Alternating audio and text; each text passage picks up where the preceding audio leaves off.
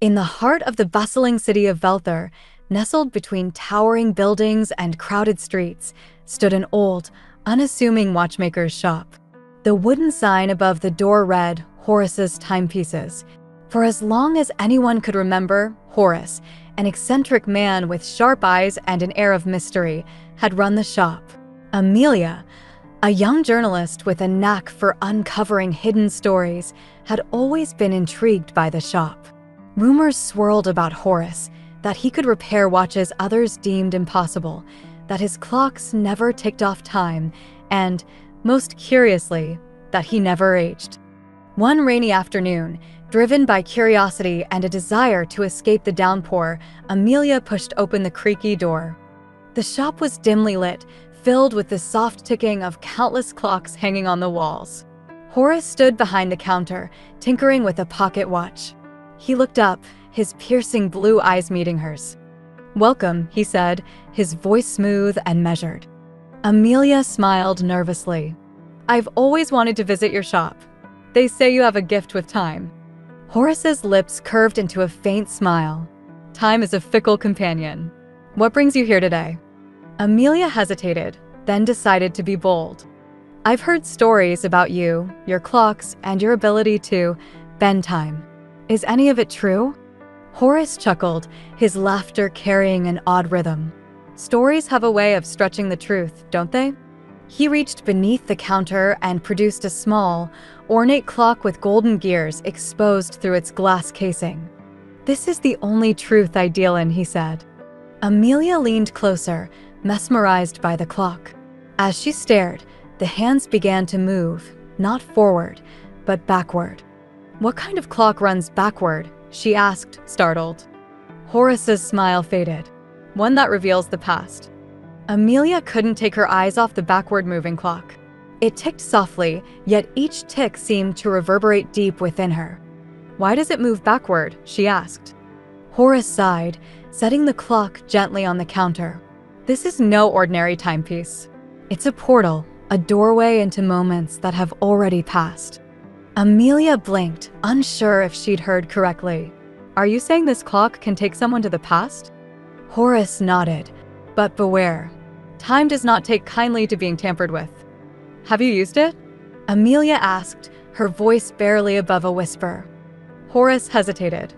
"I've used it to learn, to observe. But I've seen what happens when one tries to alter the past. The loop tightens and the consequences ripple forward." Amelia's curiosity burned brighter. "Can I try it?" Horace's gaze hardened. "Time is not a toy, young lady. You may step into the loop, but you must promise to be a mere observer. Do not interfere." Amelia nodded, her heart racing. "I promise." Horace adjusted the clock, the gears clicking softly. A faint golden light surrounded it, and the ticking grew louder. "Place your hand on the clock," he instructed. Amelia did as he said, and the world around her blurred. When her vision cleared, she found herself standing in the same shop, but it looked different, older, with fewer clocks on the walls. A younger Horace was there, speaking to a man dressed in fine clothing. "This timepiece will fix your problem," young Horace said, handing the man a pocket watch. The man's expression darkened. "I hope so, Horace.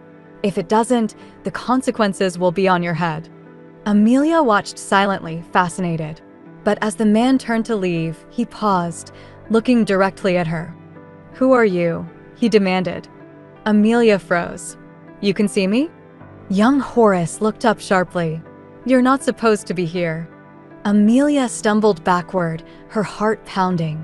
She hadn't meant to interfere, but the man's piercing gaze made her feel exposed.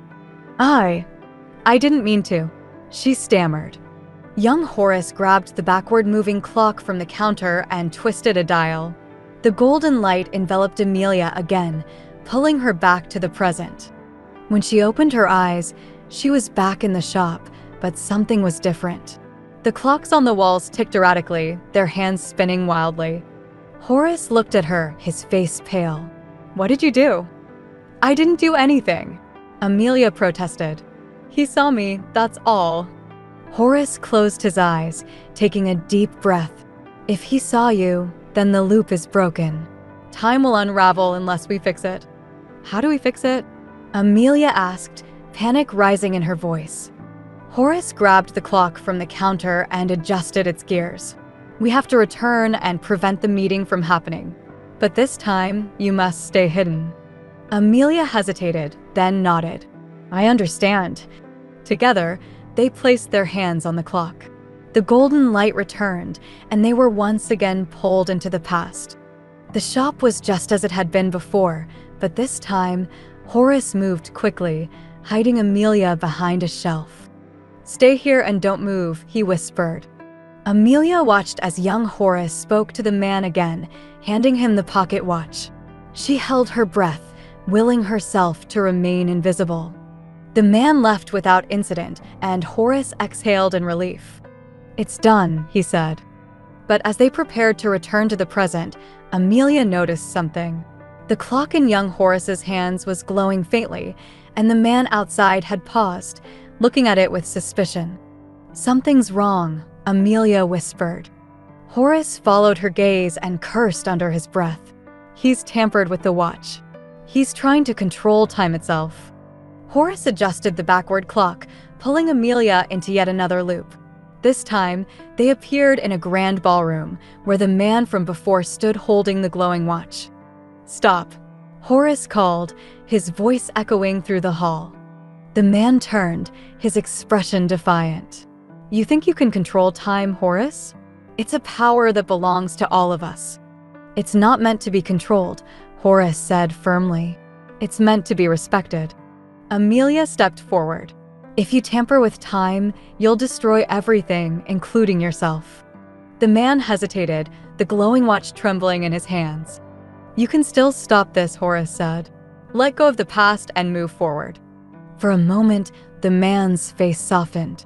Then, with a reluctant sigh, he placed the watch on a nearby table.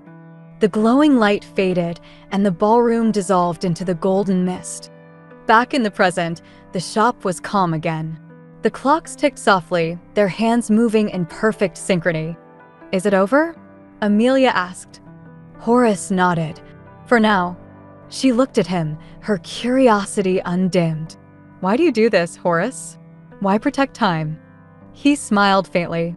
Because time is our greatest treasure. It shapes us, teaches us, and reminds us that every moment matters.